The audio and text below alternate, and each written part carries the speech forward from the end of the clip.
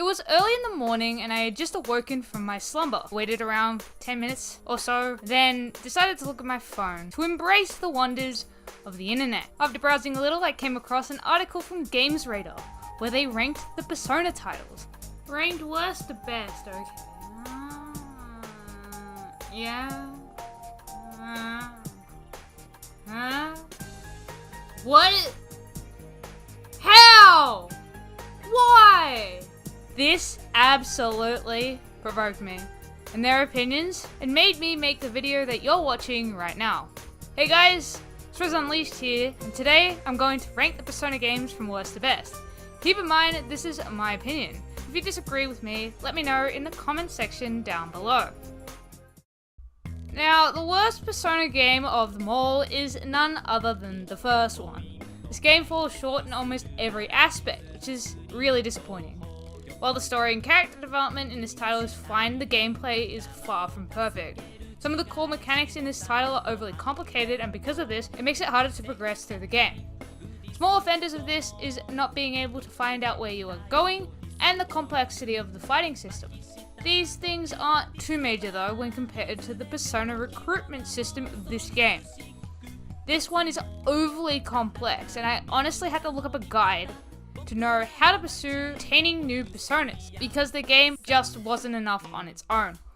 I shouldn't have to put this much effort into being able to perform one of the core mechanics of a video game, and that's why this one ultimately sits at the bottom. I don't really mind the graphics too much, and the story is pretty good, all things considered. However, these things do not give any grace to the mechanics of this title, which have aged poorly.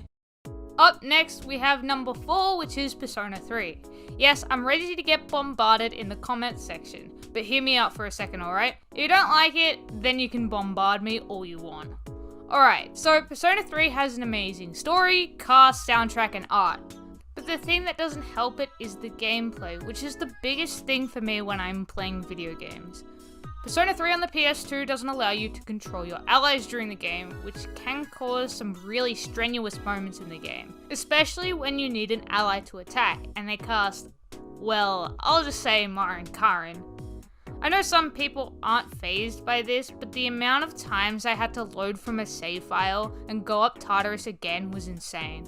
Speaking of Tartarus, that is probably the worst aspect of Persona 3. This place is just a bunch of randomly generated floors that you have to proceed upwards in order to reach the goal. This gets extremely boring considering how long Tartarus actually is, which doesn't really make up for how good the rest of the game is. Now, I know that in Persona 3 Portable you do get to control your allies, and that's great and all, but you sacrifice the ability to move around the overworld and see the very important anime cutscenes. I don't like having to choose between the two, honestly, and between that and the repetitive Tartarus, I have to place Persona 3 here. Following Persona 3, I'm placing at number 3, we have both Persona 2 titles. I'm including them in the one because they're basically one long game. Persona 2 is the one I played most recently, and it really drew me in despite its age. While the gameplay is aged slightly, it's a lot less complicated than its predecessor. Its talking and recruitment mechanic is really fun, as the characters have both cool interactions with each other and with the enemies. The overworld is really simple to navigate once you get a hang of the older controls, and the neat thing is that you can change perspectives too. The navigation isn't as bad as Persona 1, but it's not the greatest thing either, much like the older SMT games. However, it's good enough to be able to kind of get an idea of where you need to be. If I had to compare it to anything, it's much like Shin Megami Tensei 3 Nocturne's map in that aspect. Not only is the gameplay decent, the story is my personal favorite of all the games, which puts it above 3. Not to mention that the game has a neat soundtrack and cool visuals. Persona 3 and Persona 2 kind of sit on the same level for me in terms of gameplay standards, so it's really up to which one's story stands out to me more, and it has to be the second one. Coming in at number 2, we have Persona 4. Persona 4 takes the mechanics of Persona 3 and improves upon them ever so slightly. We don't have problems like being unable to control your allies and the boring repetitive nature of Tartarus. Yes, I do understand that a lot of dungeons in Persona 4 operate very similarly to that, but at least they're separate and some of them even have puzzles to solve, which is a slight improvement. The other mechanics of the game are very smooth, simple, and straightforward, so you can't go wrong there.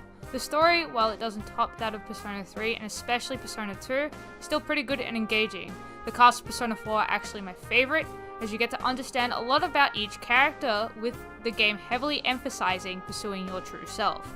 Overall, Persona 4 has the slight improvements gameplay-wise over its predecessors, which places it at number 2. Hey guys, Resident put Persona 5 at number 1. What a simp. What a simp for Persona 5. Yeah, that does leave Persona 5 hit the number 1 spot on the list. I remember when I first played Persona 5, boy, did I praise the hell out of this game. It's earned the title of Best JRPG of all time, among countless other awards. The game possesses a great cast of character that aid in telling a story that literally had me staying up until the last possible minute before I had to go to sleep because I had uni the next morning.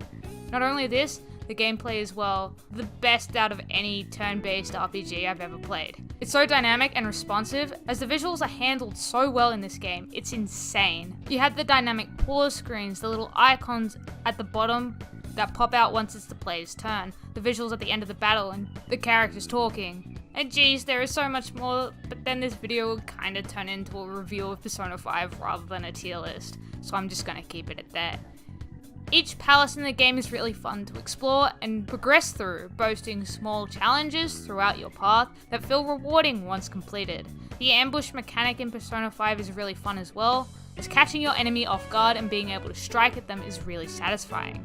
The out-of-dungeon experience is fantastic as well, as the social links are pretty engaging, and traversing throughout the streets of Tokyo is great too, so the interactions and the visuals are all appealing.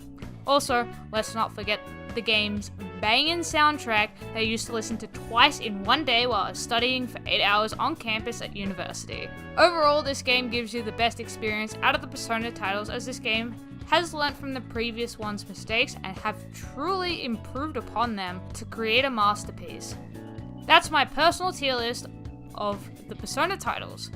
Persona 5 stood above them all to come out on top, whereas Persona 1 hasn't aged too well and sits at the bottom. I'd like to know what you guys think in the comment section down below. While I'm at it, don't forget to leave a like and subscribe if you enjoyed the video. With that all being said and done, my name is Resident Unleashed, a resident who saw an article and disagreed with it and unleashed her own opinion into the world, and I'll catch you all next time.